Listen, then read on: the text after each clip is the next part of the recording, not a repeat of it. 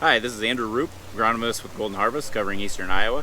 I'm joined today with Adam Meyer, agronomist in northeast Iowa, southeast Minnesota. And the topic of today's video is a two-parter where we're discussing corn fungicide use and then also grain fill development, what that means for our crop.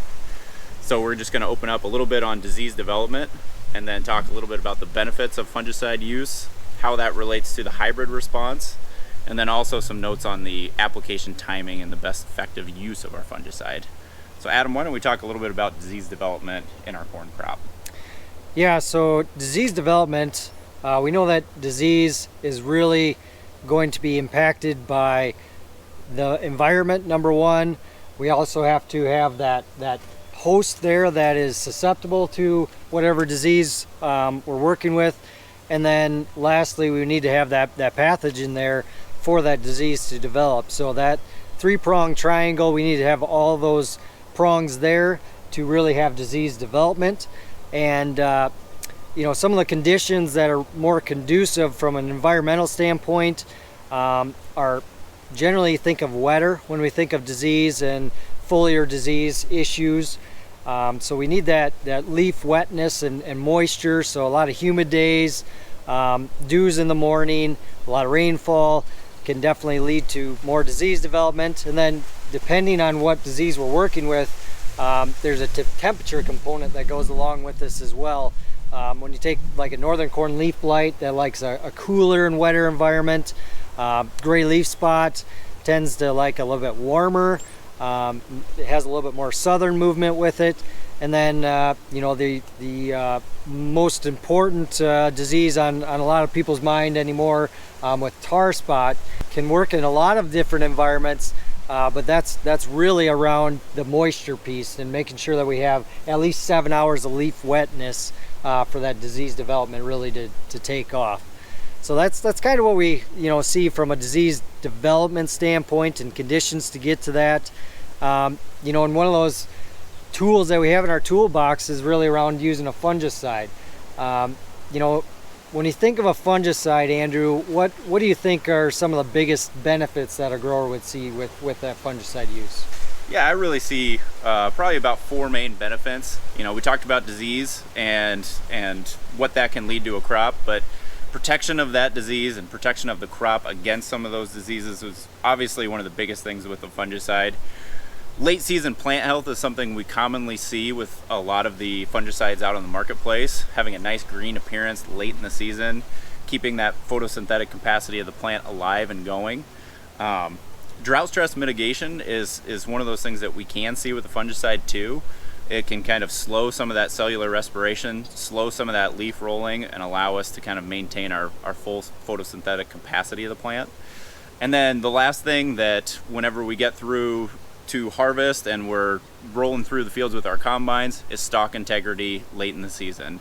Better stalk integrity with the use of a fungicide is one of the big common benefits that we typically see with fungicide, and that's one of the things that I know a lot of producers really love about the benefits of a fungicide application. We know that there's a genetic component that is incorporated with this as well.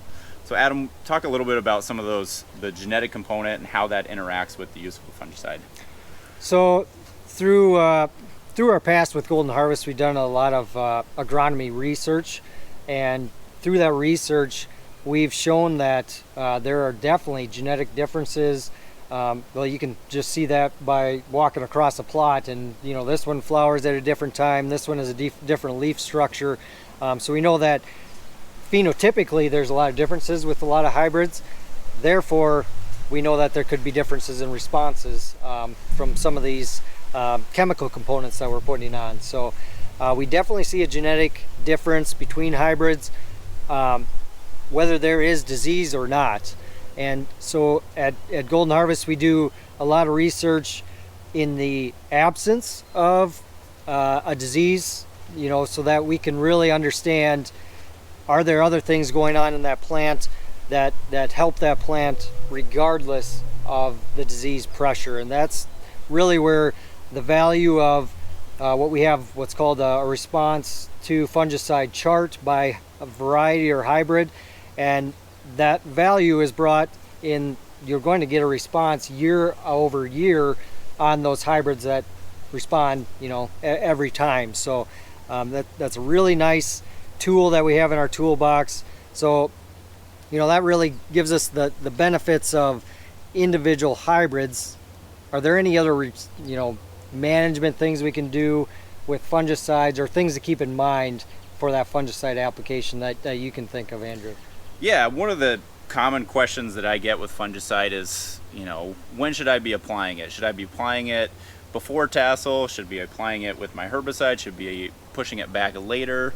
And we typically see, crop protection typically sees that a tassel application, an R1 application of fungicide is the economic optimal timing for the fungicide.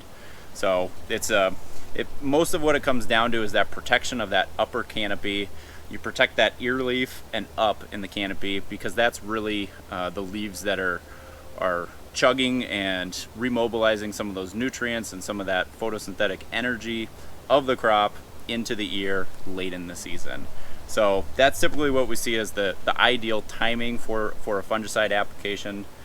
With that, I will stress the caution of potential use of adjuvants, non-ionic surfactants, oil-based products, maybe even some foliar fertilizers.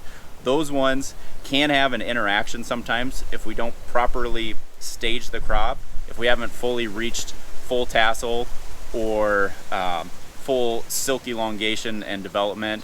Sometimes we can have some silk restriction and arrested ear development with some of those adjuvants and products incorporated into the fungicide. But typically with the fungicide alone, we don't see any of those issues. Best rule of thumb is, when in doubt, leave it out if we're in those situations. So that's just a little bit on the application timing that we see.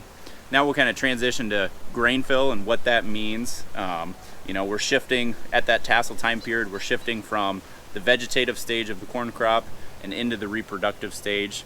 Adam, why don't you talk a little bit on grain fill, what's actually going on in the crop, and what are some things to kind of watch out for? Yeah, so as Andrew alluded to, this is when we're really switching from, that whole factory is set at this point. Once we get to tassel time frame and get into that reproductive one stage, that R1 stage, that means we are going to have no more vegetative growth. Everything is set there. So from here on, that ear size is already set as well. So what we're worried about is filling each individual kernel and keeping as many of those kernels as we can to maximize that yield from here on. So what's really important developmentally from here on is protection, green leaf area from that ear up. All of those leaves from the ear up are really what's photosynthetically going to be feeding that ear and giving us that yield potential all the way through the end of the season here. And with that, if we can't get enough nutrients from both pulling up from the roots, as well as not enough energy being produced from those leaves, we can see that remobilization of nutrients from other parts of the plant, with those mobile nutrients that are mobile within the plant. Like a nitrogen is a classic one to think about with that you'll see some of those lower leaves slough off. You can see those deficiencies that'll show up first in the lower part of that canopy and work their way up. And it's really going to be impactful once that deficiency or any other issues start showing up at that ear leaf or above. That's really where we're going to see some issues from that standpoint. Same thing with a disease, from the disease spectrum. If it's on the lower canopy, I'm not nearly as worried as when we're starting to see it in that upper canopy. We're taking that green leaf area that's really feeding that ear. So that comes back to that importance of protecting green leaf area, especially with a fungicide, and keeping the plant healthy and happy later on there. So really need to protect as much as we can of that entire plant, especially late into the season. And with that, that's kind of what we are going to be seeing in the next several weeks here through our reproductive stages in this corn plant. So I invite you, if you have any more questions on any of this topic that we covered today, reach out to your Golden Harvest agronomist, sales rep, or visit goldenharvestseeds.com for more information.